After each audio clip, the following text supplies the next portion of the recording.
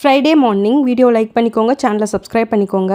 காலையில் பார்த்தா counter top ரொம்பவே மெஸ்ஸியாக இருந்துச்சு. சரி ஓகே, வாஷ் பண்ணி முடிச்சுட்டு அதுக்கப்புறம் பார்த்துக்கலாம் ஒர்க்லாம் அப்படின்னு சொல்லிட்டு வாஷிங்கை ஸ்டார்ட் பண்ணிட்டேன்.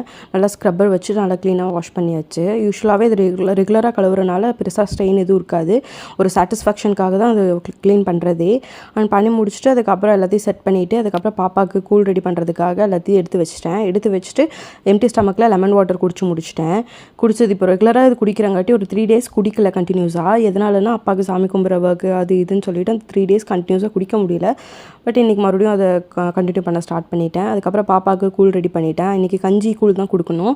ஸோ கஞ்சி ரெடி பண்ணிவிட்டு அதை நல்லா மிக்சியில் இது பண்ணிவிட்டு அதுக்கப்புறமா அது இது பண்ணி தான் கொடுத்தேன் பாப்பாவுக்கு. எனக்கு ஒரு அளவுக்கு சாப்பிட்டுட்டா பெருசாக ஸ்ட்ரகிள் பண்ணுறதில்ல. அண்ட் வந்துட்டு நானும் அதுக்கப்புறமா டீ வச்சு குடிச்சிட்டு பிரேக்ஃபாஸ்ட் சாப்பிட்றலான்னு சொல்லிட்டு டீ வச்சு குடித்தேன். டீ வச்சு குடிச்சு முடிச்சுட்டு அதுக்கப்புறம் பிரேக்ஃபாஸ்ட் சாப்பிட்டேன். பிரேக்ஃபாஸ்ட் இன்றைக்கி இட்லி அண்டு பருப்பு. ஓகேங்க, பாய், டேக் கேர்.